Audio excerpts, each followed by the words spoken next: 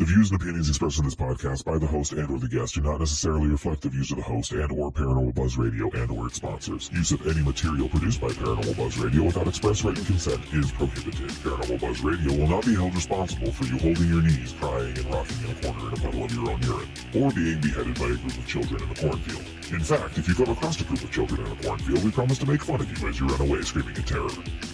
Listener discretion is advised. The Cryptid Files is a weekly discussion and debate covering all things cryptid. Mysterious and terrifying creatures are our passion. Join us each week as we bring you groundbreaking interviews and accounts, info from research in the field, as well as data and experiences of our own. From the widely known cryptids to the most strange and obscure, we want to believe. Do you? The Pukwudgie are a tribe of cunning, evil, and mysterious troll-like creatures who are said to have haunted Native American tribes for hundreds of years. They would steal people's weapons and tools and clothing. Sometimes they would start fires. And then they really became not just a nuisance, but very dangerous. They started kidnapping and killing the native children. They started setting fire to whole villages. And they drove the native people into the forest and then killed them. And welcome to the Cryptid Files. I'm John. Welcome. And I'm Cindy, and we are your hosts for this show. We also have Lily joining us, as always. And tonight, I thought it would be a great idea to bring in one of my fellow paranormal investigators, one of the best tour guides in Plymouth, Massachusetts. His name is Geoff, and he is the tour guide for the Plymouth Night Tours. So if you ever get a chance, sneak down there, check him out. It's really good. But Geoff, welcome to the show. Welcome. Thanks, guys. Glad to be here. We are very excited to have you here this week. So, we want to talk about the P word. Yes. So, for those that don't know this little joke that I have, the P word is for Pukwudgies, and I will just tell you that we were on an investigation of an old campground down in Middleborough, Massachusetts, and I had one investigator that insisted on Pukwudgies. Now, he didn't know his ass from his elbow, but that's besides the point. And so I just kept telling him not to say it. Don't say it. It has nothing to do with the place, nothing. So why was it so important for him not to say the word? I don't know. I think he had ADD or something, ADHD. I don't know. And he didn't take his medicine. I have no idea.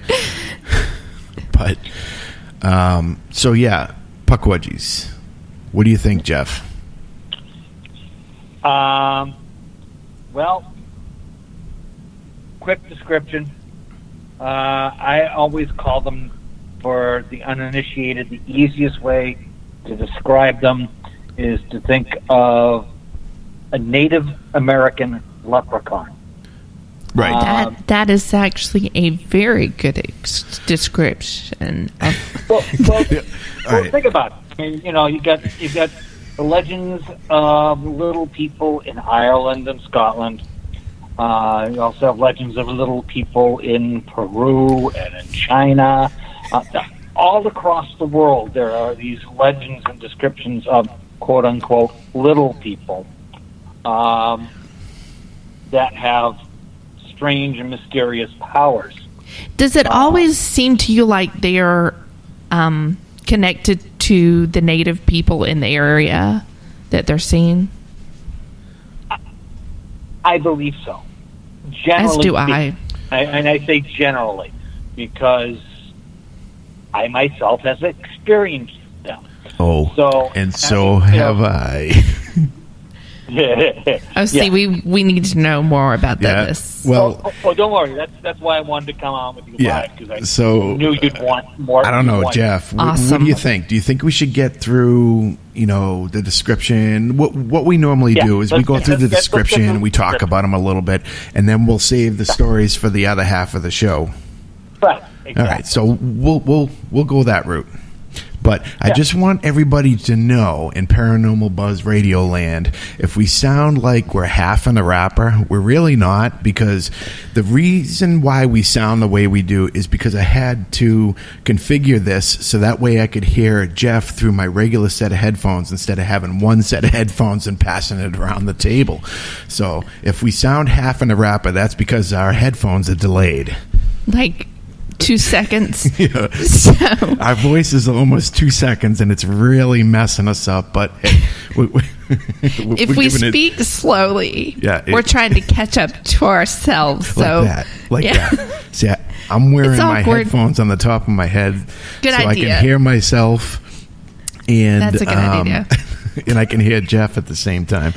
But no, back to Pukwudgies. And Jeff, I'm so excited that you are here to share this with us and that you've had experiences. You're actually our first guest. So we're super pumped. And I did get to meet him when I went up to Mass. And he's awesome, by the way. Awesome. And we're glad we get to pick your brain tonight. Yes.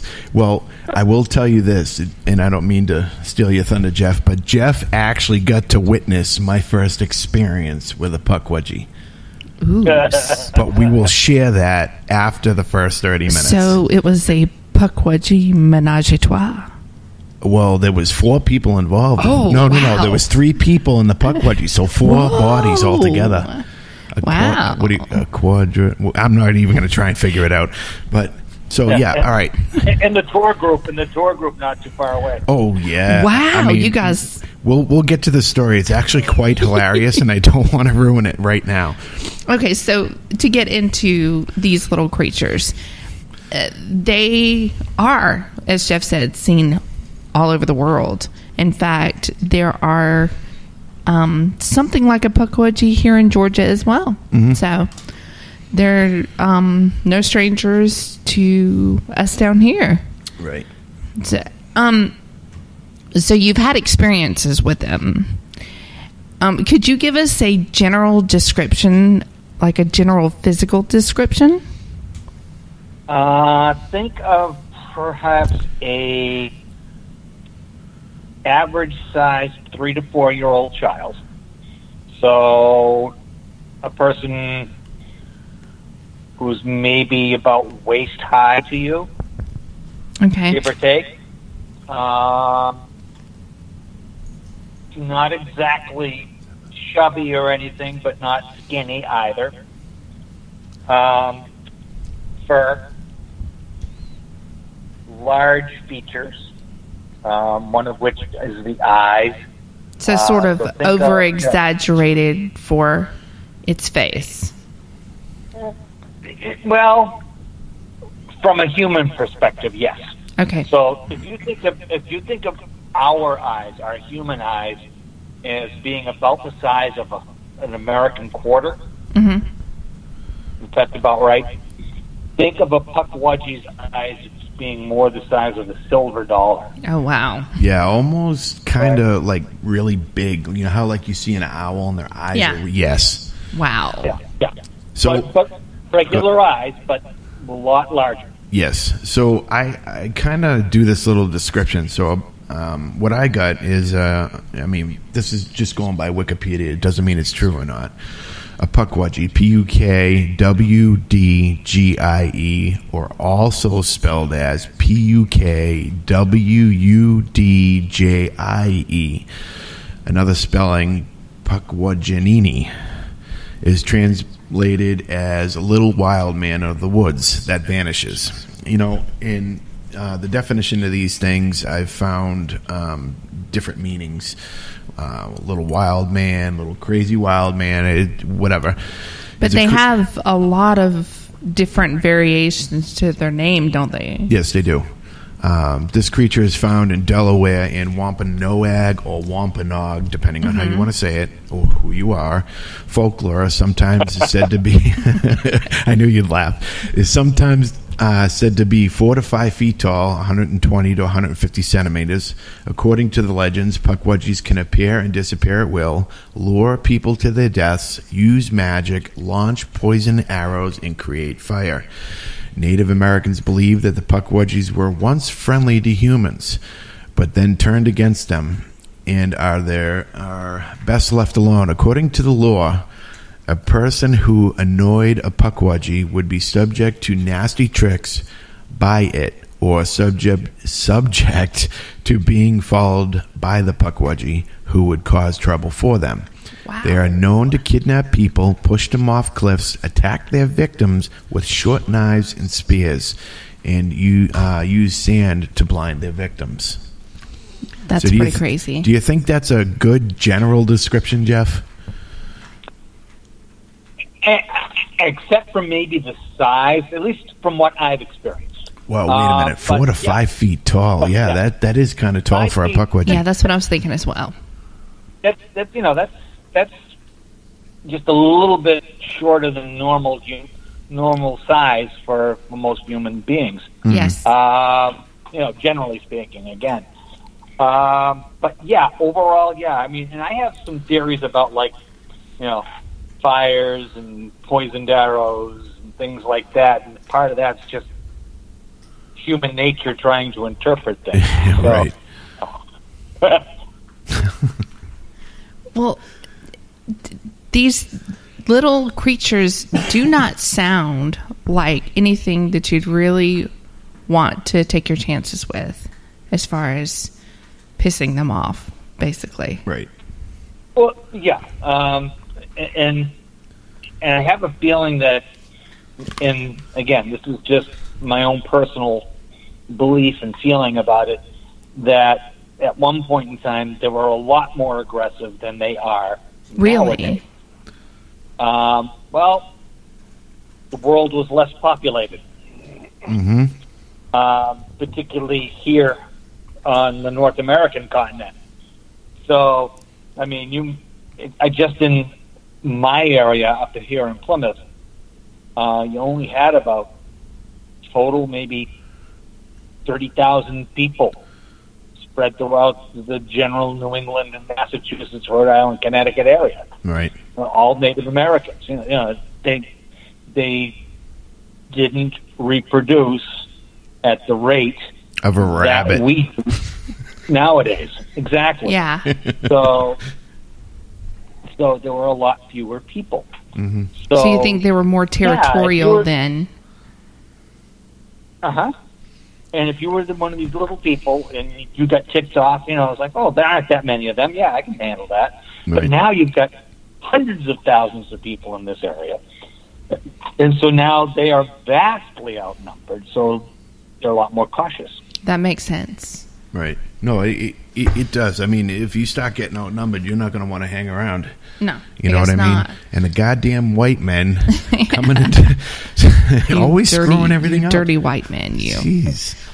So during my research on the Pukwudgie, I read a legend about the Native American people who basically got annoyed with the Pukwudgies and sent a giant, and me, of course, being who I am, I interpret this as a Bigfoot, basically sent a giant to the Pukwudgies to take them out and to get rid of them.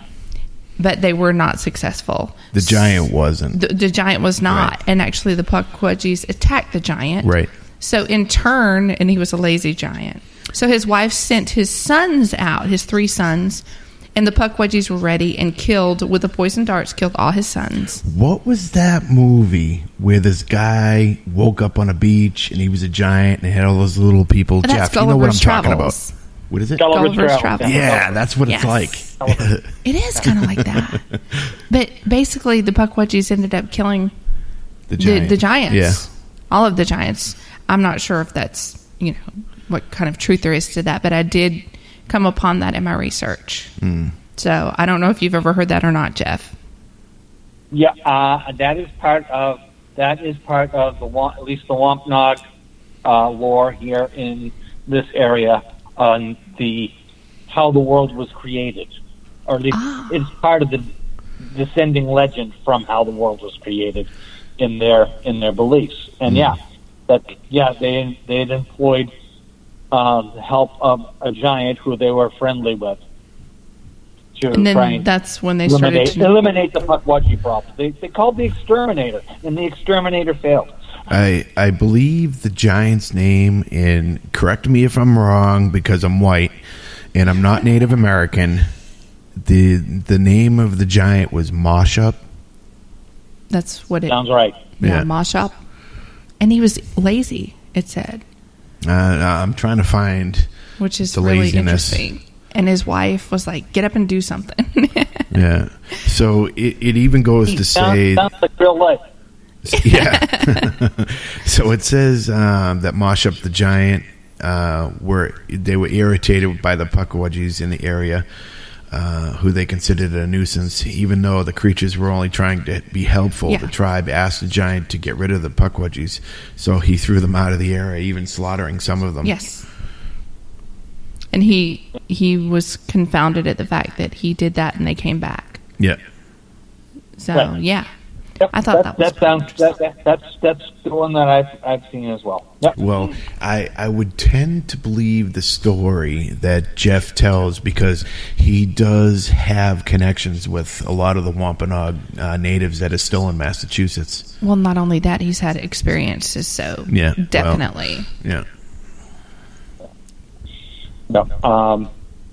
Yes, I mean, what I've seen and experienced, like I said, smaller creatures, very quickly moving, the large eyes, elongated fingers. Mm-hmm.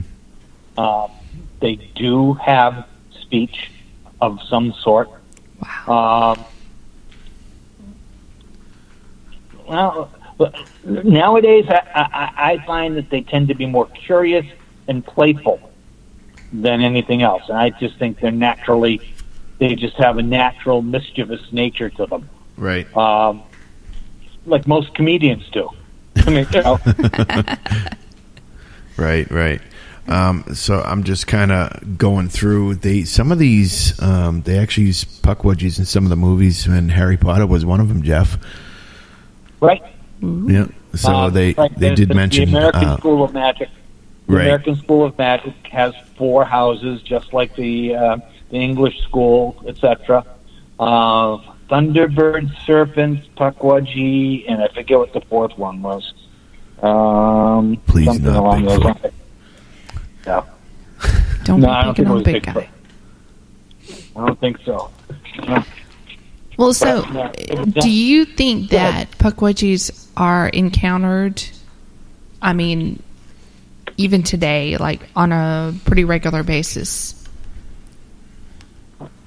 I think they are, but people don't realize it. Right. I would agree with that. Let's put it this way. Kids will always, when it comes to ghosts and spirits, kids always seem to have more experiences than adults. Mm-hmm. They're far more accepting of believing what their eyes, ears, and ears tell them. Right. Adults are not built the same way unless we train ourselves Right. to become that way once again. And that's the way, I've had to become as I have moved into doing all of this sort of thing. So I think they're there, but I think people don't necessarily know what they're seeing. That makes So, sense. Here are the American houses of Harry Potter: Thunderbird, Horned Serpent, Pukwudgie, and the one that I always found very interesting was Wampus. Oh, I actually have experience with the wampus. So. Sure. I guess I'd fall into the Pukwudgie category. Well, so you think they're more curious than anything. That would lead me to ask, do you think that they would be a danger to children? I mean, they are child-sized, and there is history with them actually taking kids. I even heard a story one time about these little things riding around in little tiny cars. Where they get the cars, I don't know, but I read an account where they were doing this to lure children in and actually taking children this way by playing with them and then running off with them. So I would not be surprised at all. There is John. I don't know if maybe even you have seen it, Cindy. Have you ever seen the documentary film The Bridgewater Triangle at all? Oh, of course, many times. Many times. I figured you probably have, and you hear the description of the man from Abington talking about this little person. I actually know. We have a sound clip about that. All right, hang on one sec. I'm going to play this sound clip. Just 1 second. Okay. So I believe the one he's talking about is the one that I have, right? He wants you. Here. So let's play it. So hold on. Let's check it out. He wants you. Here. So it almost sounds like they're saying, we want you. Come here. I'm completely obsessed with that clip in the Bridgewater Triangle movie or documentary, and I insisted that we comb through the YouTube until we found that particular clip, and we pulled it out and used it for our sound. So yes, I'm aware of it, and the gentleman. Yeah, I'm very very familiar. It's crazy. Okay, so think about that for a second, and then think about this little person and coming up to a kid going, oh, come with me. We'll have fun. Come with me. And the kid's like, oh, somebody new to play with. Off they go, and they're gone. Exactly. Right. Yes. So, I'm not saying it explains missing children in general, but is it a possibility? Well, and that leads to the subject of whether or not. I mean, what is the intent and motive for these things interacting? Of course, curiosity. We talked about that, but is there some sort of deeper motive? Is it still vengeance for what happened all those years ago, or is there some agenda that they have where they are mischievous, but if they can and have the opportunity, are they going to do things that they did back then, kill people, and for what reason would they do that? It just makes you kind of go down that rabbit hole and wonder what is their reason for, like that, standing under a street light and trying to beckon someone into the woods. What was their intent? Right. Exactly. It's like, what's going to happen once the person goes with them and gets into the woods with them? That's, what's their intent? And, is it something that is inherent in them, or is it something, it's just their, I don't know. It's almost like, is it a belief system? Is it something that's just part of their natural being, that this is what they do, almost like it's instinctive? Again, lots of questions. No Absolutely. Answers, but a lot of questions. I find this with every week that I do any sort of research, that I end up having more questions than I did when I started. And this is definitely one that's thrown me for a loop, because these things are smart. I mean, they have a high level of intelligence, and the fact that they use weapons and tools in itself is astounding, because they're not just some type of animal. This is a very sentient and a very intelligent being. Right, exactly. And I mean, well, by the same token, you look at gorillas and chimpanzees. Right. They know how to use tools. Oh, yeah. True. You know, They can even do they sign know how language. to use tools. You know, and they can learn. They can learn language. They can learn sign language. Exactly. They're intelligent. You know, same thing with dolphins and whales. I mean, truthfully, I don't believe we're the only sentient beings necessarily. Not at all. I would have to agree. So do you think that they can actually create fire, I guess, telepathically, is what I was reading? That they can just start fires at will? We haven't experienced that. I'd have to. That's one of those ones that I would say, okay, prove it to me. Right. Show So me. I have a theory off the top of my head about this. So maybe somebody goes for a hike, angers a Pukwudgie, goes home, sits down on the recliner, and spontaneously combusts. But it was actually a Pukwudgie. Right. Just a theory. Yeah, there you go. And there are cases of actual human spontaneous combustion. Yes. Which are rare, but they are there. Good question.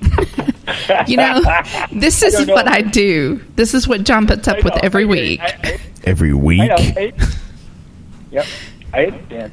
The imagination starts to run wild. Yes. Huge. Huge. I think that's an understatement. I can't help it. This is why I'm interested in cryptids. This is why. Right. Exactly. So, would you say you've crossed over? So you're sort of in the cryptid camp and the paranormal camp, since you know about Pukwudgies? Both. Yeah. Let's put it this way. I think- became interested in all this sort of thing when I was in junior high school. Yeah.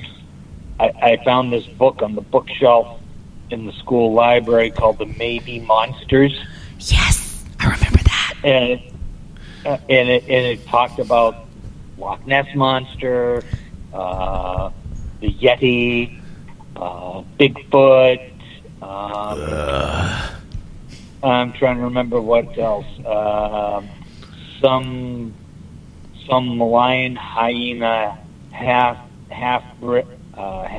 Yes. hybrid in Asia. All sorts of these different legendary quote unquote creatures that people have experienced, and that fascinated me. And of course, then a few years later, when I had my first encounter with a spirit on the staircase at my girlfriend's house, when it tried to push me down the stairs, Not good. I became even more curious. That's crazy. So I've had some interesting. There's some crossover there. Yeah, I mean anything of that nature has always fascinated me. So all of these things have been kind of a part of your UFOs. life for a long time. Right, since I was like 12 or 13. Yeah.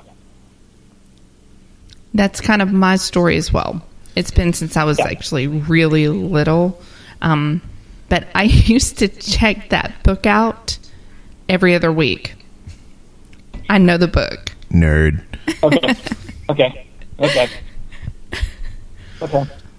Yeah, We- I know.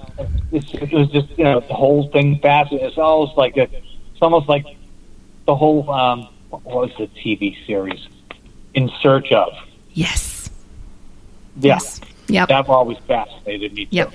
It was talking about sea monsters, UFOs, aliens, Area 51, and all sorts of stuff. And I was just like, yeah, wow, this is cool. That was like my entire week was waiting for that show.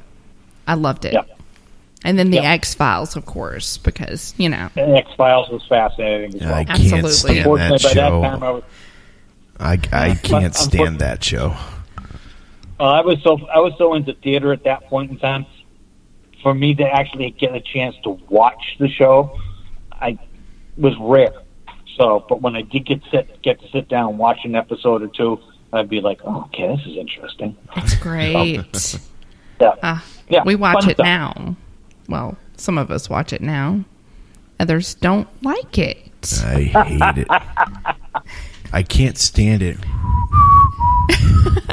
I don't know. It sounds like singing "Happy Birthday" to me over and over again. This is what Lily and I do all the time. Do do do do do do. Do do do do. And he got me from the other end of the house going, "Shut up!" It's true. And then I have other friends who are into the show Supernatural, who just right, huge fans of that show. So anyway, for a minute, I mean, all sorts of stuff. Yeah.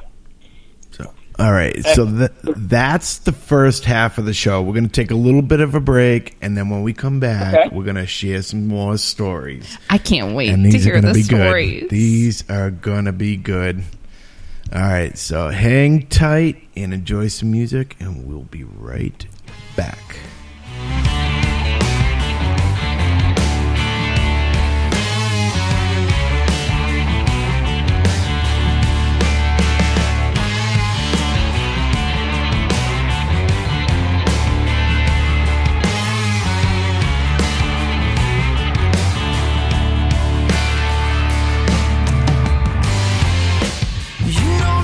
To go now, I won't let you down.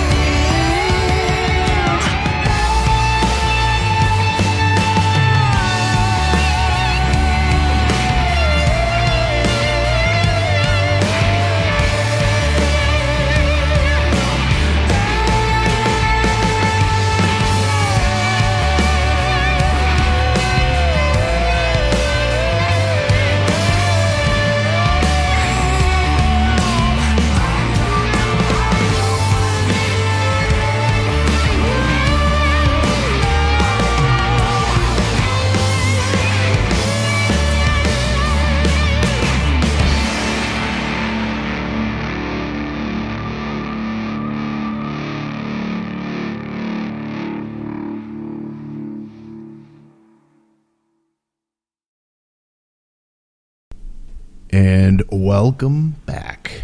Hello. Hello there. All right, so before we get going, let's give a shout out in chat real quick. What's up, Matt? What's up, Fran? To the people that aren't in chat, what's going on? Yeah. Oh, and we do have a giveaway. How many people are in chat? Well, it's just Matt and Fran right now. Do you want to wait till next week? I think maybe we're going to wait. Yeah. Okay. Because we only have a few, and we need more people than that. Yes. So, Geoff. This Sir. is my most... Sir. Yes, sir. So, Pukwudgies. Yes. Give me one of your experiences with Pukwudgies. Well, let me tell you the background story. Let me tell you the story about my daughter and her husband. Okay. I think you both- may have told me this one. I want to hear. I may have told you. Yes. I'm not sure if I've told Cindy and Lily or No. or the listeners. So Yes. Josh and Rosemary had come out to Plymouth to visit, and they went out on tour with me. Oh, yes. I remember. So, and in this particular evening,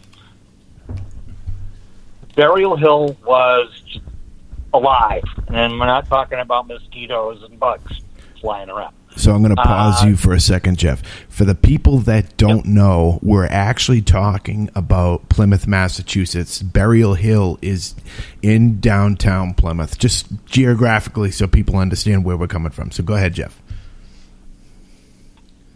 So it was a very active night. I mean, we were up on Burial Hill. I'd say up till about 10:30, and maybe later. And there was all sorts of things, all sorts of movement, all sorts of things peeking out, running between gravestones, headstones. It was really active. Josh and Rosemary are extremely sensitive, far more so than I am. They see things. They can actually. Rosemary can actually see spirits, as can Josh. So. We get back, we're driving back home, and Josh is recounting this story about when he was in like third grade. He lived in the Worcester area, in Western Massachusetts. Or Springfield. That's how we say it, Worcester. Worcester. You gotta say it right, Worcester. I know it's spelled Worcester. Yes. However, you get proper Massachusetts pronunciation. Worcester. Worcester. Woostuh. Worcester. Right, Worcester. So he had come here to Plymouth on a field trip to school. Drove out for a couple of hours, went to Plymouth Plantation, looked around, did a Burial Hill tour, etc. Back on the bus, back home by 5 o'clock in the afternoon, 6 o'clock. Goes up to his room, goes to bed for the evening, and looks in the closet, and there's this little creature sitting in the closet staring at him. No kidding. So he's like, calls his mother into the room. She can't see anything. And, meanwhile, the thing's sitting there staring out at him, grinning. So finally gets to sleep, wakes up the next morning, looks nothing to be seen. Next night, it's sitting in the closet staring out at him again. That is So frightening. he closes the closet door, figuring, well, if I can't see it, he can't see me. Wakes up in the middle of the night and sitting in the foot of his bed. So this goes on for about 3 weeks. Finally, it disappears. Oh, my God. And he's like, oh my gosh, thank God. So he comes back here, and we'll come back. So he's telling me this story. I was like, really? I said, what did it look like? So he describes it to me.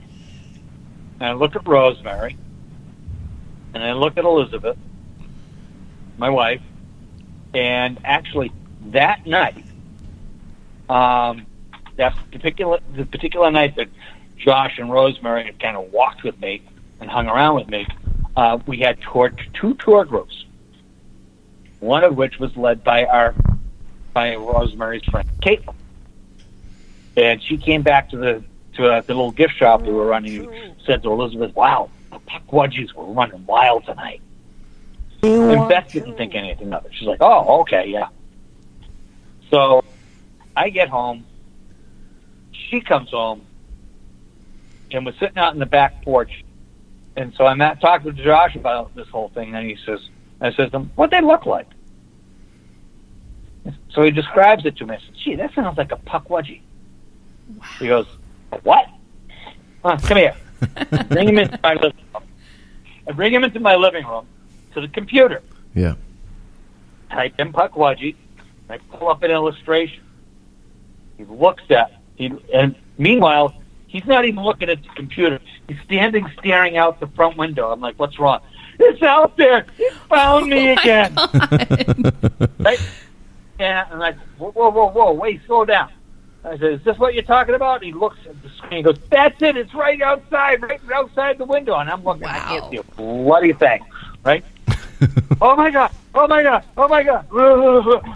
Meanwhile. Blind panic, right? He says, "Can you go out to my car and get my pentagram coin for me off of the top?" Sure, not a problem. Go out. I'm looking around. What the heck? I can't see a thing, right? Now, I don't disbelieve them, right? Right. Because I've had enough experience with them, even though this is like maybe the 5th or 6th time that I've met the guy, to know that he has sight. Right. So I bring in the pentagram. He goes, "Oh, we got to smudge the house. I got sage out in the side yard." You do? I'm like, "Yeah." Go out and I get a bundle of sage. I smudge the whole house, all around the perimeter of the house outside. Of course, the neighbors think I'm nuts. They always do when you do that. They always do. Smoking a pot, too. Like that. Yeah. And is that better? Yeah. Oh, poor guy. Mind you, it's like an 88 degree night out. Oof. And they're sleeping in our guest room, which has no air conditioning. Yuck. He insisted on the windows being closed. Oh, poor thing. Oh. So, I mean, there's one story for you. Now, that's interesting because a lot of the accounts that I've read have Pukwudgies looking in windows. I mean, that seems to be a trend, actually. Mm-hmm. Perverts. Like I said, and even in Pukwudgie. Yeah. Even in populated, like suburban areas, I've read accounts of it. Well, I can understand why they're looking into windows and stuff like that. I mean, think about it. If this was your land at one time and then a whole bunch of people moved into it, cut down all the trees, built houses out of that wood, you'd want to know what's going on inside too, wouldn't you? Well, oddly enough, interested in the people that just moved in. Well, oddly enough, the accounts that I've read, and actually a few in Georgia, where these Pukwudgies or little people look into windows, is much like he said. It's where people had experiences when they're children or other times in their life, and they seem to follow them around and just pop up different places because they're tied to them or something. So maybe it just followed them there. Almost like spirit attachment. Yes. Great. That's crazy. Good. That's a good one. Yeah. Mr. or Mrs. Pukwudgie, if you're out there and you're listening, I would like to say thank you for some things in my life and go away on others. Well, I actually read a story where there was a female and a male Pukwudgie that would come to these people's house. It was the grandparents, and they had just been there their whole lives. Yeah. And these things were terrorizing the grandchildren and coming in and taking soda and drinking the soda and like causing chaos, tearing things up. And it was this little gray-haired female and male Pukwudgie that would run around the house and be outside. It's weird. It's really weird. So, should I? So, now, John, you have to tell your story. Should I? Yes. All right. So, yeah, I think, well, first you have to preface it by where you and I first met. Yes. At all of Middleborough as well. Right. What things Right. you may have. So, when I first met Geoff, it was approximately 4 to 5 years ago. You believe it's been that long? Yeah, that's right. So, Yeah, right. I was doing ghost tours with my team, Unexplained Paranormal Massachusetts. At the time was Unexplained Paranormal Research. And I met Geoff because he was doing some sort of historical thing for the Oliver House during the day. And my team was in charge at night. So, here's this guy dressed up in Civil War, Revolutionary War garb. Super cool. And he Revolutionary War. Yeah. Thank you. That's Revolutionary good. War garb. And wanted to hunt ghosts. And I was like, huh? 2 different words. Yes. Yeah. Oh, Right. very different. We don't talk about that war here. Yeah, I know. Civil War. I know. Yeah. That's right. I'm not going to bring it up. We'll save it for later. But anyways. Go America. So we investigated, and anyways, Geoff and I stayed in touch over time, and then he told me he did the Plymouth Night Tour, cemetery tours, and historical jaunt around downtown Plymouth. So I was like, he's like, why don't you come? I'm like, all right, great. So I went down, and I had a great time. Every time I go, I know the whole script, but I just love hearing Geoff tell it because the story is just great every time. So as we're going through downtown, we're going by, what's that house with the windows? I can't remember the name of the house. It's been so long. What's the name of the house? Spooner House? Yes. So we're going Spooner by House. the Spooner House, and then we go by the house that I showed you. There's possibly Yeah. the oldest house in Plymouth, and we go around there, and I told you the story about the guy that murdered the lady and buried her in the attic, Yes. and you go up the, and I may not tell it like Geoff, but we go up, we go past the church, and anyways, we go up into Burial Hill through the back way. So Geoff is like, well, I'm going to take my tour group off to the left or right, whatever the case was. Why don't you guys go down there? All right, cool. So me and Ryan... The lower path. On the Right, the lower path. Yes. So it was me and Ryan. Ryan has a video camera. I have a video camera, I believe, and I had a voice recorder. So I turned to look to see where Geoff was. And as I turned back around, here's this headstone approximately up to my waist. And I'm about 5'10", 5'11". And I put my flashlight on the damn headstone. And I saw the longest, gangliest fingers, both hands grab this headstone. They were the biggest, longest fingers I've ever seen. Whoa. Grab this headstone with the longest, skinniest arms I've ever seen. And then when you know, this bastard looked like Captain Caveman. He come out shaped like a peanut, eyes big as you could get them. I mean, huge eyes. They were reflecting my flashlight light like a deer when you see it driving down the road. That's crazy. I don't ever remember seeing a mouth or a nose because it was so fast. Because by the time I put my light on the headstone, and these are my words, I said, "Holy shit!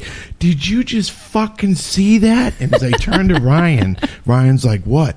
And every piece of equipment I had died, fully charged, dead. And I'm like, "You gotta be fucking kidding me! Did you just fucking see that?" And I'm going on like this, and Geoff has got a tour group up there. Did you just fucking see that? At that point, I think. Did we have Lexi with us that night too? I don't remember. I don't think I met Lexi yet. But Geoff, Lexi was in the investigation where she all but passed out. Remember, up in the Oliver House. Right. Yeah. So you knew who Lexi was. Yeah. And I think with us that night, and I left. Oh yeah, she might have been. Her tour group. Yeah. And so her and Jared, I think, were both with us. Right. And, but here's the funny thing, though. Jeff come walking down. While I go check on YouTube. Yeah. I'm here, and all of a sudden, I'm hearing John cursing up a blue streak, and he's looking around, and it was, I mean, Yes. imagine the guy sitting next to you with his head on a swivel. Yeah, my head was turning left and right. I've seen that. Possible, his mouth hanging open. Going, And then Jeff comes walking up, and I'm like, "Did you just fucking see that?" and it was just fuck shit was coming out of my mouth. I couldn't stop. Right? I mean, am I wrong, Jeff? Well, no, you're not. And I finally got the description out of him, and I said, "Remember the thing that you saw on the back side of the roof at the Oliver House on the barn?" Yes. And you were like you weren't sure what it was at first. You thought maybe it was just a raccoon, but it was too big. Yeah. And he goes, "Yeah." I said, "Is that the same thing?" He goes, and there's this pause. He goes, "Hell yeah, that's it. Yeah. What is it?" Yeah, I that was the first time I've ever experienced a Pukwudgie, and when I told Jeff, his response was, "Yeah," and walks away, and I'm like, Yeah. "What, Jeff? What was it?" And he's like, "You just experienced a Pukwudgie." Yeah, it's a Pukwudgie. Yeah, he's like, "Yeah, it's just a Pukwudgie," and walks away from me, and I'm like, "What the hell?" Well, the thing that's not the first time I had that experience up there. I've had people in tour groups stop dead in their tracks, look at a gravestone down the hill, look at me, and go, "What the hell's that?" "What? Where?" "That thing behind the gravestone." "I don't see anything." "What do you see? Describe it." Yeah. They describe this little furry person with the big eyes, the long hand, the long fingers. "Yeah, it's a Pukwudgie." We'll talk about Pukwudgies later. Well, it's almost like Jeff is an ambassador for the Pukwudgie. Yeah, I mean, why not? I mean, hey, look, put it this way: they were here first. Yes, exactly. Before you and I got here, okay? You know, they were here first. It's almost like the Native Americans. They were here first, right? Yes. So, right. You know, that's the rest awesome. of us, we're immigrants and interlopers. That's all there is to it. So, and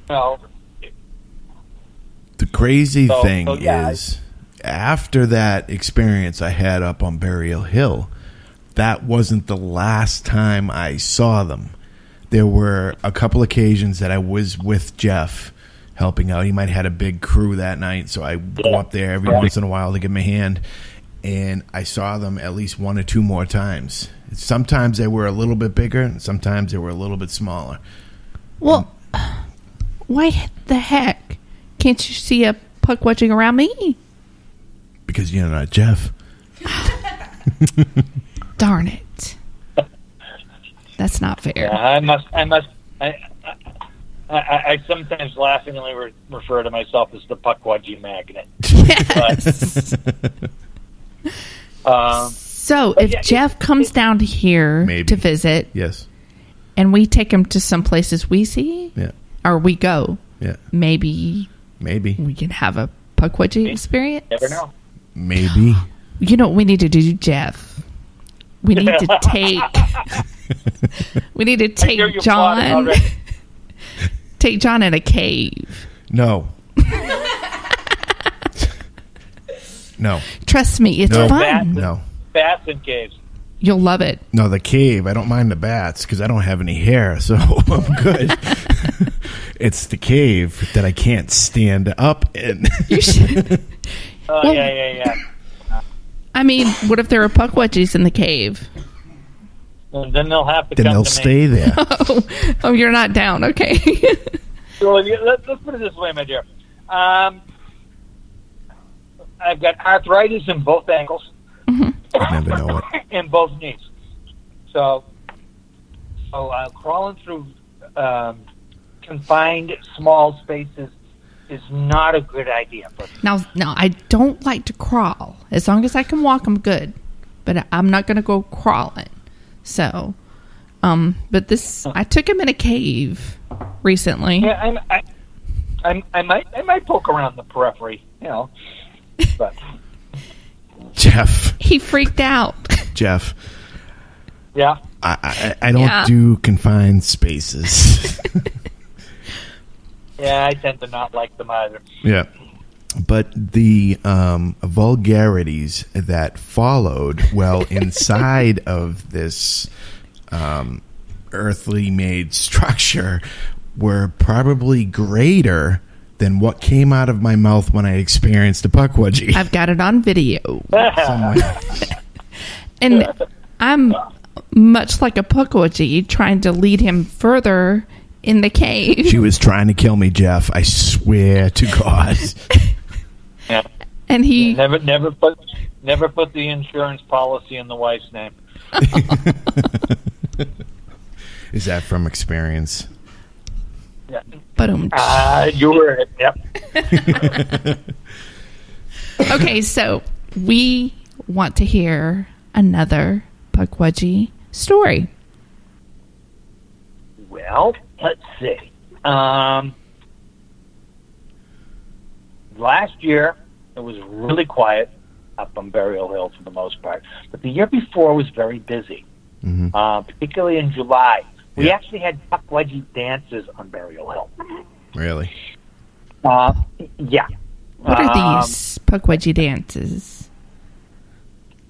There's a little open spot in one particular area of Burial Hill where there aren't any stones near the pathway, and they took 3 or 4 of them running around in a circle in that area, right in front of the tour groups. Wow. What the what? I actually had one night was standing there looking across Burial Hill towards the north, towards where Wolf's Tree is. Yep. So that the main pathway that runs down through the middle, John, as you might know. Yeah, she remembers. I took her up there. Yes, he did. All of a sudden, something came bolting towards me from Wolf's Tree. Yeah. And I could actually hear the Wow. Of feet on the earth, right? Little feet on the earth. And this little creature comes running up to me. I'm standing on the pathway, looks up at me, throws back its head, looks up at me and goes, Ooh. turns around, runs away, and the tour group's standing there and they're all going, this is just silence. And talk about getting your money's worth. That's crazy. And they're like, what was that? That was one of the Pukwudgies. Of course, then I have to explain what a Pukwudgie is. Of course. Right. That's crazy. And I tend to find that they tend to come out when there is change in the environment that they are living in. Yeah, so that would be right around the time that they were probably trimming trees or something to that effect, if I remember correctly. Correct, because the night that you and Ryan experienced them, they had just cut down a whole bunch of brush along that lower pathway in the back. So, Geoff, I have a question in chat. I have a question in chat for you. So Francis McKinnon, fellow Bostonian, wants to know, has one ever been caught on film that we know of? I don't know of any. Let me put it this way. I have seen many images that people have posted claiming there is a Pukwudgie image. And I have said, what kind of crack are you smoking? It's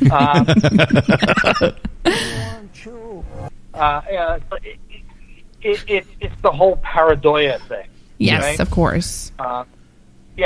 And I'm not saying that somebody didn't see something, and then they took the picture. Right. That's You fine. know, when a long time ago, a friend of mine and I used to go to a cemetery. It was a really old cemetery, and it was on her property. It was like a 60-acre lot of property, and it was pretty far back in the woods. And we used to go and do investigating before it was on TV, you know. And I had just gotten a digital camera.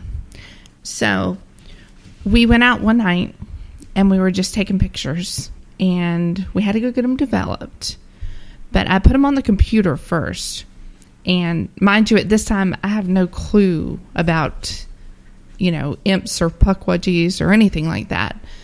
And there was this one particular big oak tree we took a picture of. And when we looked at this on the laptop or the computer, there was something behind the tree. And it's weird because this is in a cemetery. And there are these fingers wrapped around the tree, like both hands. And you can see this head and shoulder. And it's only, you know, like 3-4 feet off the ground. And almost a pointed ear. And you can see the eye and kind of an elongated chin. And a big nose. Yes. I remember seeing the picture. It's weird. But, I mean, I saw this. I had no idea, you know, what that was. Right. But, I mean, would you liken that to maybe a pukwudgie? I would. That sounds like the general description of one. Yes, absolutely. So you know, all these all these things people calling gnomes, right? Elves, Fairies. Fairies. Yeah, I would have to agree with that. You know, it's. I mean, in my mind, they're all within the realm of possibility. Right. Yeah, it's the strangest thing. I had no clue at the time. It's like, that's really weird. And, you know, I had nothing to kind of equate that to until later on. It kind of clicked in my head, especially when I was doing this research. I was like, I wonder if maybe that's what it was. It was really odd. Kind of scary at that time especially, but it was really strange. It was in a cemetery. And truthfully, Cindy, I'd love to see that photograph. I'll have to see if I can find it. So I have a question. So, now, I know you have some contacts within the Wampanoag. If you ever had to get rid of one, how would you do it, or would you call them? let's put it this way. I go to the standard smudging. Makes sense. I mean, it does. I mean, you know, I have a couple of, I know of a couple of people who, you know, let's put it this way. A couple of times on my tours, I've had people come who are very fundamentalist Christian belief. Yeah. And all they want is the history. Right. Which is fine. Yeah. And that's what I give them. Right. You know, I give them a straight up history. And so I get, almost invariably, I get the question, you're a Christian? Yes, I am. Why are you a ghost hunter? Yeah. Yeah. Because this fear I can't explain. Right. And, well, who's, you know, then, and I told one couple from Oklahoma, I'm like, one of my people that I know is a Baptist minister. Yeah. Who is a ghost hunter. Yep. Exactly. They just, their mouth dropped open and they're like, what? I'm like, yeah. You know, I have talked to a couple Christian people when I was in Mass looking for some history on a certain area, and she literally told me, I am not supposed to be talking to you. I said, why? She goes, because you're a necromancer. I'm like, oh my I gracious. am not.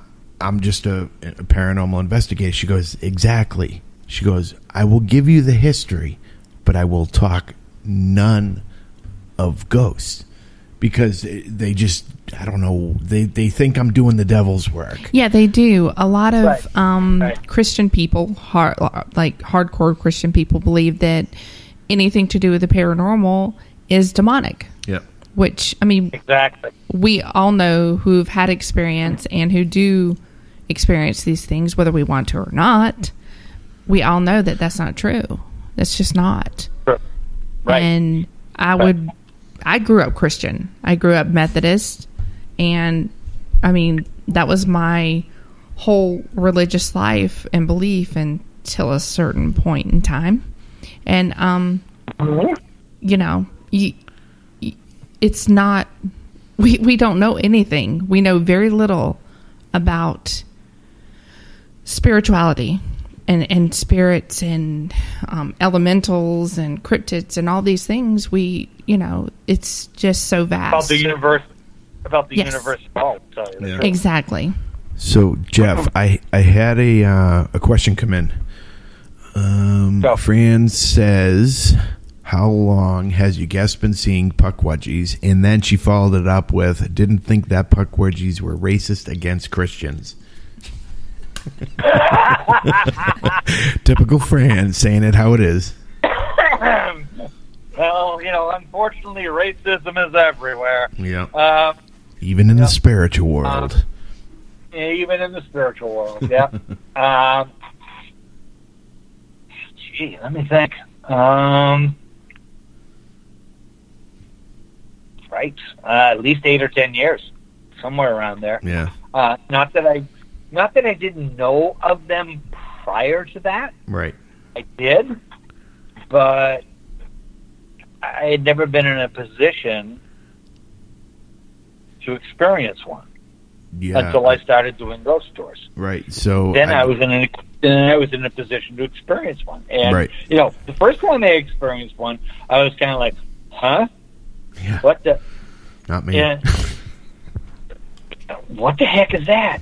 And so I had to do exactly what you've been doing, Cindy. I had to come back, sit down, and do some research. And I'm like, dang, that's what that is. It's a freaking Pukwudgie. My gosh. Was I surprised? Surprised that I saw one? Yeah. Was I surprised that they were real? No. Yeah. So, I still get people who will go out on quote unquote, on my quote unquote ghost tour and say, because they just want to get out and go be scared. Right. You're not telling scary stories. And I'm like, that's because that's not what I do. Right. I tell you true stories about things that really happened. Yeah. Which is how it should be. And my favorite line that Geoff always says in the beginning, I may tell you a lie. And I love it every time he says that. Every time he does his spiel and gets everybody ready, I'm probably going to tell you a lie. Yep. Right. They tell you a lie. Yep. And I'll also turn around and tell you the truth. Right. I love it. But you are very fortunate that you have had these experiences. To me, I mean, I know most people will be like, okay, that freaks me out, but not me. I think it's awesome. It's like one of my big regrets at this point in time. And it's like a friend of mine, Matt Warner, who John may know as well, the name, did an investigation in Oliver House and was out in the backyard and had Pukwudgie run up and grab his butt and then bolt off into the underbrush again. And he's like, "What the fuck?" I actually have a story about that. Story, he was laughing, but it's just so strange to have that sort of thing happen, and not expect. People are always saying, "What scares you?" I said, "Nothing." Yeah. Why? Because there's nothing really to be scared of unless it's like somebody's pointing a gun at your head. Then you can Right. be scared. Yeah, You know? there you go. You're What gonna is say the it, deal with spirits and other things wanting to grab your butt? What is the deal? Because I don't know. Matt's a bodybuilder too, so maybe it was a female Pukwudgie. I don't it know. had to be. It happens to me. I don't know why. I'm jealous. It happened to me last week. No joke. We were hiking, and it happened to me. And, me, I want to turn around and smack somebody, and there's nobody there. It wasn't me. Yeah. So I know. I've been poked and prodded by something that isn't. It ain't fun. And of course, now, John, I know you took Cindy to Freetown State Forest. Oh, yeah. Yep. I've never been. Yeah. Oh, it's Believe it or beautiful. not. Ledge Rock. Yeah, That's I know. awesome. And I've had more and more people in our circle, in our paranormal and cryptid circle. Yeah. Say, you gotta go. Yeah, you gotta go, dude. Yeah. You really do. Yeah. I mean, the view is amazing, number The view's one. scary. And the stories that come with it, as Bigfoot, the lady in white, people committing suicide out there. I mean, it's just crazy. The things they've pulled out of the little pond that's in there. Yeah. It's ridiculous. Some of the things are still in there. I'm sure. Yeah. Well, And yet- and people still jump off it. if he comes down here anytime, we have some ridiculously awesome places to take you. Oh, yeah. Like, mind-blowing. That's cool. And these are places that are untapped. Like, a lot of people haven't been to these places, so the energy is really intense. Just the place we go to, we call Area 1, where we do a lot of research. It's off the chain. Ridiculous. I can't even begin to tell you how it feels out there. It's so weird. The whole area, not just one building, all of it. But just what okay, so what in particular are you investigating for, or are you just kind of opening up the whole gamut or whatever happened? It started out as Bigfoot, the big hairy guy. It started out as research about that. But the more research I did, because it just always felt like I was pulled there, and I would tell John, there's something about this. So it turned into, okay, there have been dogman sightings here, something like a Wendigo.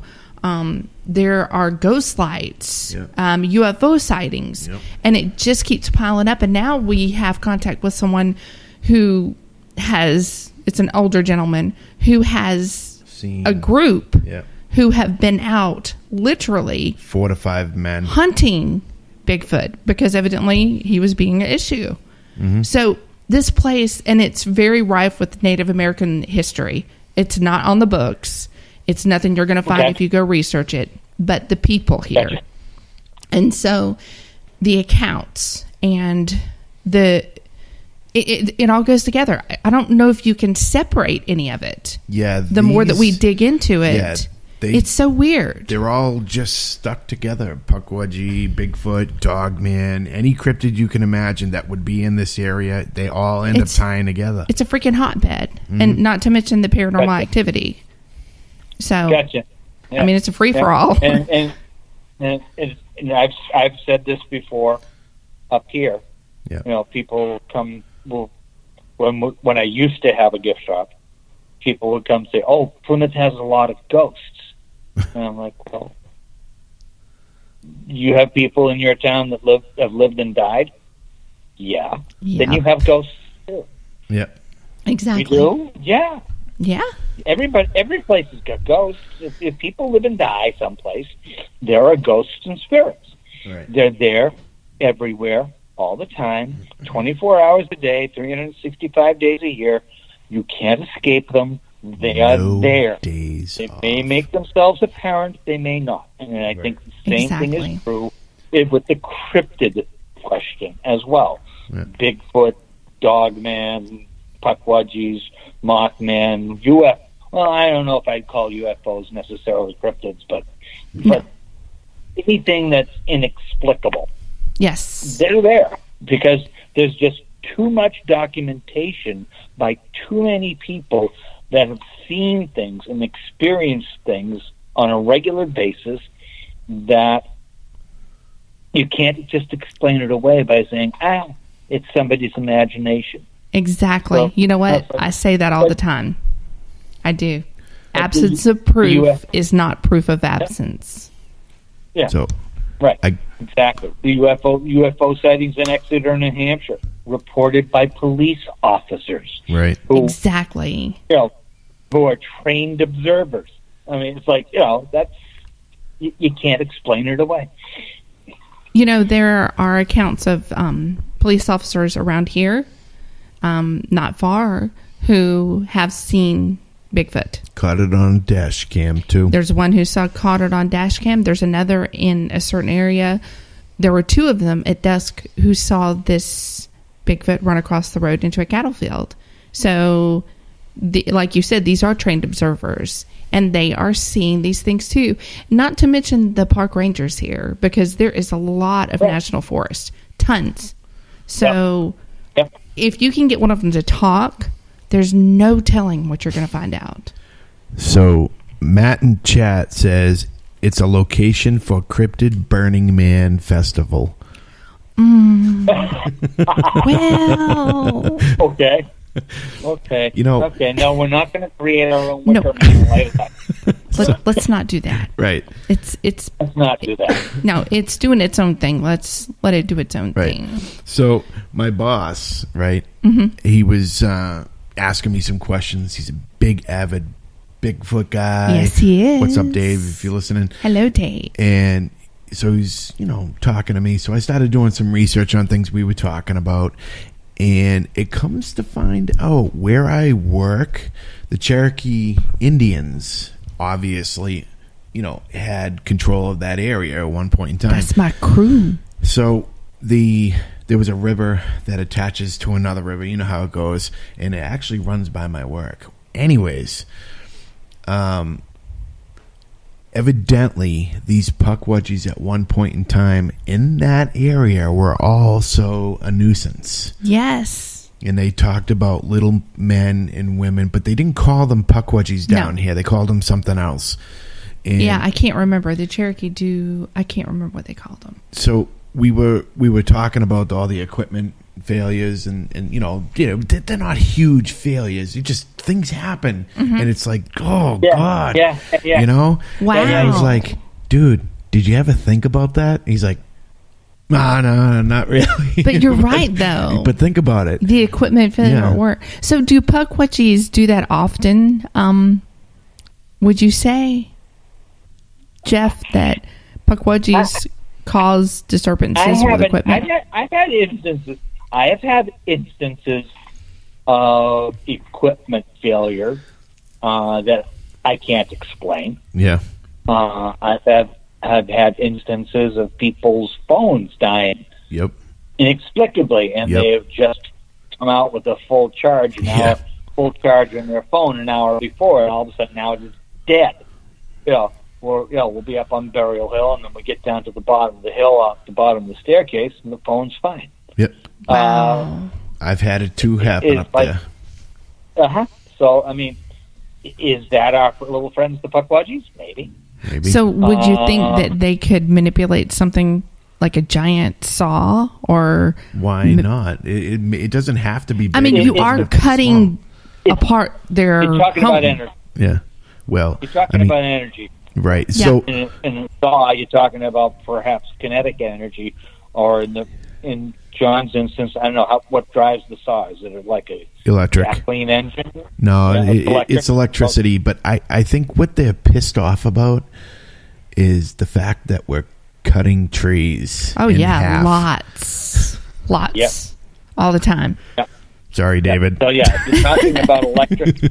Electric is basically kinetic energy in a different form, and if these little people can control energy, such as being able to create fires, Yeah. as we were discussing earlier. Right. That is a form of energy. Right. And if they can control that energy, then in some form or another, then possibly. Yeah. If you remember the reports from World War II of gremlins with airplanes, yes. stuff like that. Yep.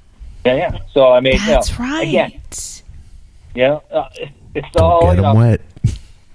Yeah. Don't feed them after midnight. So maybe that's what he's hearing in upstairs. Maybe it's Pukwudgies. All right. I wasn't going to go broadcast it, but I'll give you kind of the general roundabout story. It's squirrel. All right, so it's obvious. I work in a huge sawmill. Company's great, by the way. I love them. It's a good job. Long hours. Awesome. Tough work, but I love it. Anyways, my boss pulls me in the office. Says, John, this is what I got going on. I'm like, all right. So he knows. David knows about what I do. Paranormal ghosts, Bigfoot, the whole 9 yards. He says to me, one of my truck drivers told me one night he was in here upstairs. He heard somebody laughing at him, like a little kid. Pukwudgie. Right. So I didn't put two and two together until I started doing. Yeah. Yeah, me too. So I was like, that's strange. So that truck driver will have a flat tire down the street, but won't go there until somebody's there. He's that terrified. He swears up and down. Something laughed at me. I'm like, I'm so excited. So, you know what I got to do? I got to check this shit out. Oh, yeah. So I started doing. That's where the research came in, and comes to find out that the Cherokee actually had a problem with them too, not just a Wampanoag. This is interesting. Yeah. Uh-huh. It's unfolding right in front of us. Yeah. So, I mean, there's other things that go with the property. I'm just not going to get into it right now. But I did find Pukwudgies involved in my research, which was kind of strange. I hope you're ready, David, sir. I do have a question. Fran wants to know about poison arrows. Yeah. All right. I told you I had a theory about that, and how people try to explain things that they can't explain. Yep. So imagine that you find that you've been hunting in the woods. Yep. You know you've kind of been walking through some heavy brush, etc. Yep. And you've got a big splinter that's been jabbed into your leg. Right? Mm-hmm. You pull it out, and a piece stays behind. And it gets infected. Okay. And you get sick from the infection and you die. That's not fun. Poison arrow. Well, yes, you're right. Here's another thought. What if you didn't get infected, but you did find a big splinter stuck in your calf as you're tracking a deer, right? And you pull that splinter out, you think nothing of it, you throw it away, and you turn around and you look at your watch, and you've been out there longer than you should have. And as you turn around, you notice the terrain is the same no matter what direction you go in. Uh-huh. And but you've been eating mushrooms, correct? No. No. And you're just totally lost. But you know this area like the back of your hand. But you cannot find you don't even know how you got there. Is there a hallucination? And that's the description. Yeah, that's the descriptions that you hear. Yeah, about that's a true story, by the way. Where you get lost, whether that's it's a forum, whether it's a section of the forest that you supposedly know, etc. But again, sometimes I tend to play skeptic sometimes on these things. At least part of it. And be like, they cause sickness. You get poison arrows, and you become disoriented. Well, you can become disoriented if you don't drink enough water. True. It's true. You can get disoriented if you eat the wrong thing and you get sick. You eat the wrong mushroom. Like I said earlier. Well, he doesn't eat mushrooms. No, so. I hate mushrooms. Yeah, well, they did. I Yes, do, but, yes, they did. People do those things. So there are sometimes there are logical explanations for the effect. Right. And so sometimes these things that happen, you want to point to something that's not your own judgment. Right. That you've affected yourself with or someone else with. You say, oh, the Pukwudgies did it, So, not that, like I said, having experienced the these little people, I will not tell you that they are not there. Do I think they can do all those different sorts of things? Maybe. Anything's But possible. also maybe not. True. Possible. But, again, it's one of those things that I would say, being that I'm a little skeptical, I would say, okay, you got to show me, prove it. Right. But how the heck do you get something like that to prove it? Yeah, Good exactly. question. So, would you consider a Pukwudgie a cryptid or maybe an elemental type spirit? Maybe. Yes, Yes, I would. Yes. So you would think it would be both. Well, let's put it this way. I think they're physical beings, Mm-hmm. but I also think that they have a secondary nature. Yeah. Yeah. I would agree with that. The more research I do into certain cryptids, I feel like it kind of runs the gambit. As far as like you were saying about with Bigfoot earlier, it's like every now and then somebody captures one on film or with a photo or something like that.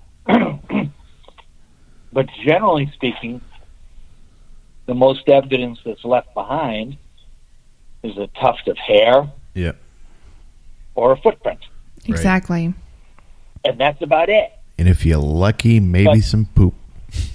That's right. If you're lucky. If you're really lucky. Okay? Yeah, if they haven't dug a hole because before they bury it. Sometimes they're in a hurry, poop and run. Everybody has diarrhea sometimes. Yes. But you can't explain away the 2.5 foot long footprint in the middle of the forest, right? With all the toes, right? No, you can't. You just can't. It didn't occur naturally. No, it did not. It didn't just happen.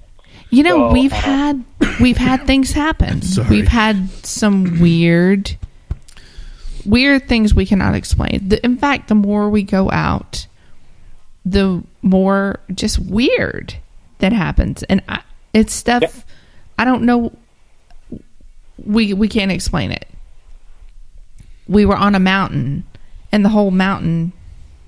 It was the biggest boom, but when the shock wave hit, it didn't like throw you like you'd see in the movies, but it put you back a step. It was just boom. The whole mountain shook. Yeah. It was the weirdest thing. And the boom, the vibration of the came through the boom, air, not actually, from the ground. It did, and it welled up from the mountain. Okay. That is something you can explain naturally. Yeah. Okay. And that is the tectonic plate shift. It's and interesting. when those happen, there are a lot of people who explain, there's these booms and it sounds like a gun going on. It's like tectonic. It's naturally occurring explosion. It happens because of a shift of the tectonic plates. Right. And the energy has to release somehow. And it does, and it releases as sound in the sound wave. It was crazy. Yeah, I know. It's frightening. I've had it happen here. And you go, what the heck? That's what we did. Like, it was, but the weird thing is, the area it happened in, we call Area 2, And there is an old, I guess, village up on this mountain that not a lot of people know about, and it's actually considered a archaeological site. It's a historical area, and there are glyphs and different things, and they think that they can trace this even back to the Mayans, oddly enough. But we go up there quite often. The trail's really closed off. I mean, you got to know where you're going. You need somebody to take you up there if you've never been. There actually is a dormant fumarole, which is a volcano up there somewhere. Right. So that's interesting that, you said that about the plates, the tectonic plates and the sonic boom. Because they're all over the world. Right. It's not like this.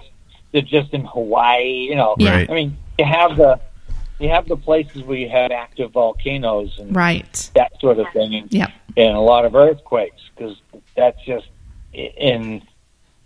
because of those things, people think that sort of thing only happens there. Yeah, right. Well, like where there are big faults and things. Yeah. It was interesting, but the Northeast here is the third most active area in the U.S. Yeah, I did hear that actually. Yeah.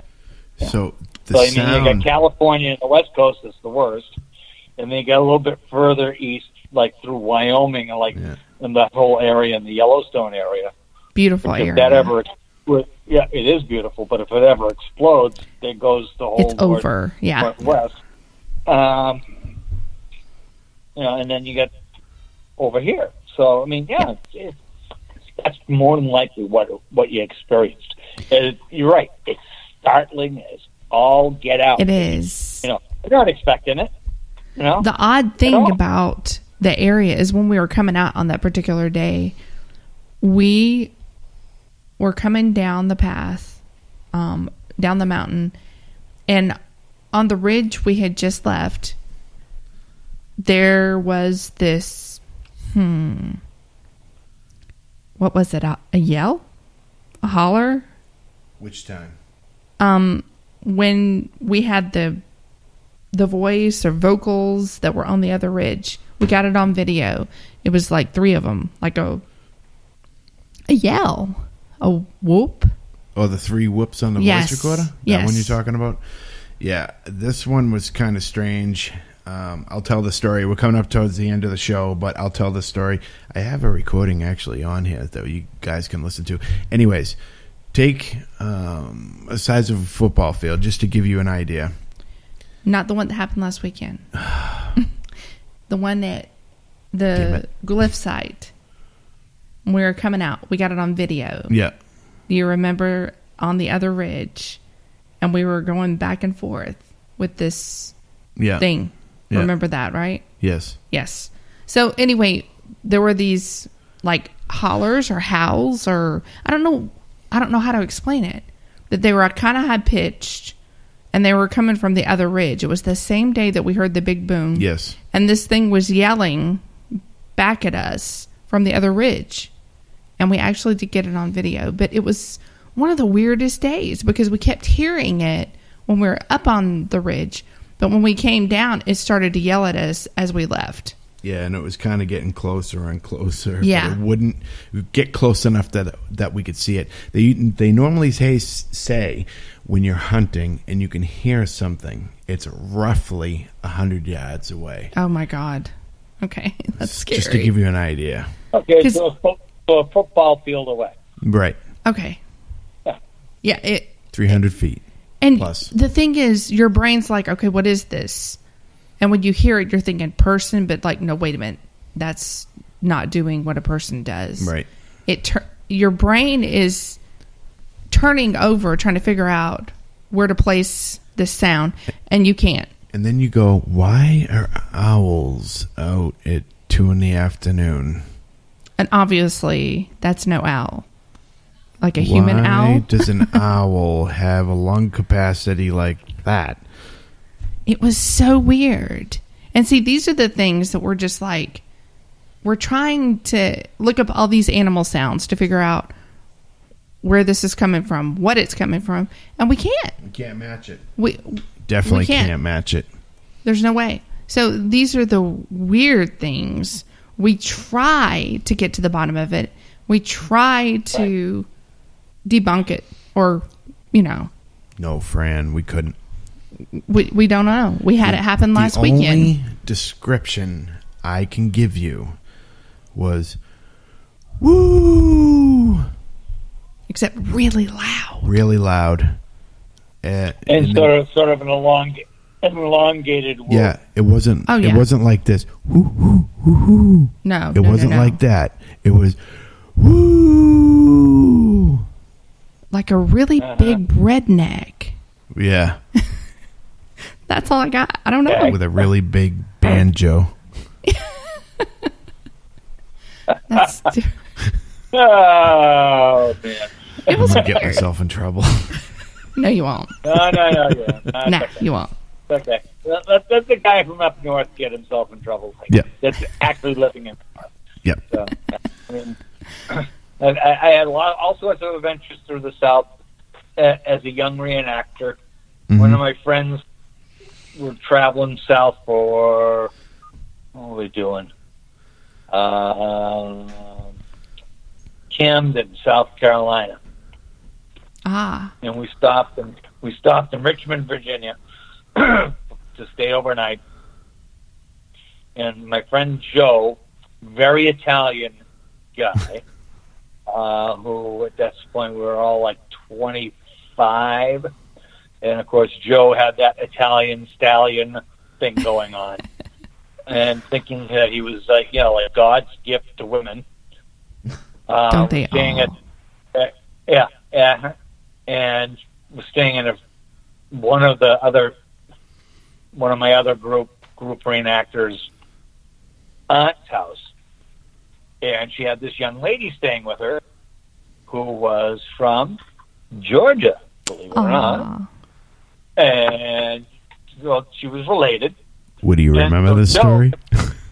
So Joe, thinking he was very smooth, standing there looking at her with his arms crossed, smiling and going, you've got the cutest accent.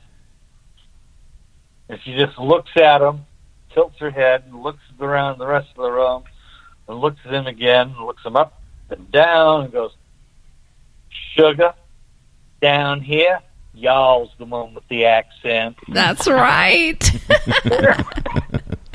That's very true. That is the truth.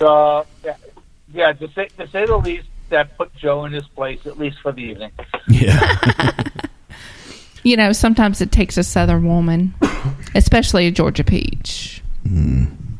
Well, no, I will never. See, Joe had issues with Southern women. He did. He really liked them. Sometimes they liked him. Sometimes. One of them offered. Sometimes. Yeah. And one of them offered him some of her whiskey. He went, "Oh, no, I don't drink whiskey, only wine." Oh, no. They would think he is a little soft. Yes, he actually did that. Oh, no. No, see, no. No. No. And I'm a northern boy, but even I knew you'd never refuse to take the bottle of whiskey from the girl and at least take a small swig. Hey, Well, you have to. It's Listen. just being polite. her mother offered me some wine, and you know what I did? Yes, ma'am.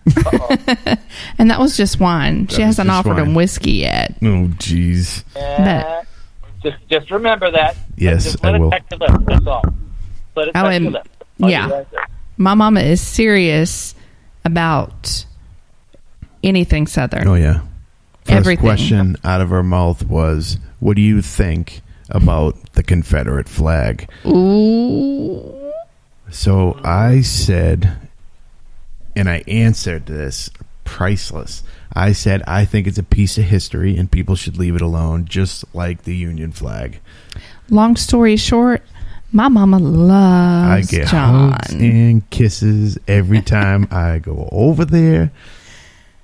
She has got a Confederate cemetery. Yes. In her front yard, basically. Yes. So. Oh wow. Yeah. Oh yeah. Oh wow. We go over there. Yeah.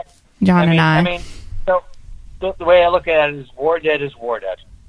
Yep. They're all Americans. Yep. Exactly. No matter which side of the conflict they fought on. That's right. I mean, and so you honor them all. Exactly. Yep. Just like, and that's what Memorial Day is all about. Is honoring war dead. It sure is. So I get it. I get a kick out of people saying honor our servicemen and women on Memorial Day. It's like, no, you can't, because the ones that you're supposed to be honoring are dead. Exactly. Yep. A lot of people don't realize that. It's not a fun holiday where you just get to, stay out of work. It's important. Right. And I've always felt that way. I had the honor one time at the beginning of the Gulf War, when there was a young man. He was actually from Colombia. He wasn't an American citizen yet, but he did fight for the United States, and he died. He was one of the first 8 to die. And I was fortunate enough to be able to sing at his funeral. And to me, that really resonated with me. And from then on, Memorial Day has, had a whole different meaning. Right. Exactly. Especially when you have something like that happen in your life. Yeah. I can't tell you how many years as a reenactor, a Revolutionary War reenactor, and Memorial Day isn't even about the Revolutionary War. Yeah. Initially, but it is now when you look at it in the great.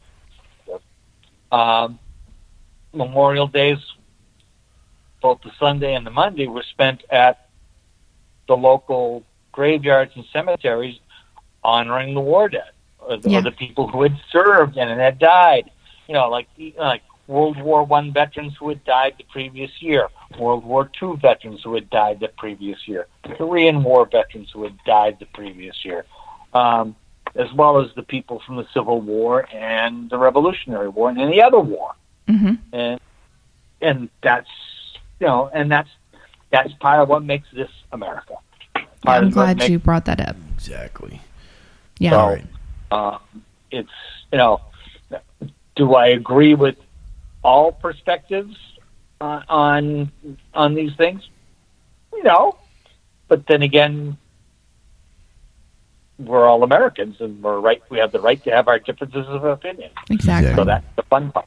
That's the fun part. Sharing those differences and doing it in this nice, civilized way. So, and when we're talking about like ghosts, cryptids, and everything else, we're sharing something else which can be fun and fascinating too. So, exactly. And it all has something to do with history, which is my big de facto thing. So, I love it too. I do. Do me a favor though, when you come down here, bring your Pukwudgies with you. I will invite them. Please do. I will invite them. I will invite them to come and visit their southern cousins. That's a good idea. That we could have a Pukwudgie hoedown. So there you go. There you go. Okay. I mean, I used to square dance. So did I. Yeah. So all right, we've come to the end of the show. And Geoff, why don't you tell us how people in Massachusetts, because there are some that listen, can get a hold of you if they want to go on a ghost tour and experience Pukwudgies? Okay. The easiest thing to do is to go and make an online reservation at www.plymouthghosttours.com, and or you can call us at 508. Oh Christ! It's been so long, I've forgotten the phone number. You want your phone number? Yeah, the tour phone number. Because we've been shut down now for, I forget how long. So our phone number is 508-927-2146. Don't be afraid to leave a message. And the easiest thing to do is to look online. We'll can check out our Facebook page as well. And we'll let you know when we do start up tours again, because up here there's still restrictions. We're not open up for tours yet anywhere. Hopefully soon. Hopefully soon. I hope so. I do too. I prefer smaller groups anyway. Mm-hmm. And I've always said this. I mean, it's nice to have the big groups of 40 and 50 people, and you make a lot of money. I would rather make a little bit of money, have 12 to 15 people, have everybody go home happy because they've got to ask all their questions. They've got to have an immersive experience, and that's what I enjoy. It's good for both of us. Good exactly. For me as a tour guide. It's good for the group as a whole. So yeah, you can either find us online or by calling the phone number. Either one. Just check out the website, and we'll let you know when we're up and running again. And we do tours in Boston and Salem as well. Excellent. Awesome. Well, Geoff, thank you for being with us tonight. We really enjoyed it, and we learned a lot about our little friend, the Pukwudgie. Absolutely. Well, all right, Geoff, thank you. I appreciate you coming on tonight, and I really appreciate all the Pukwudgie stories, and I'm glad you could be there while I told mine. So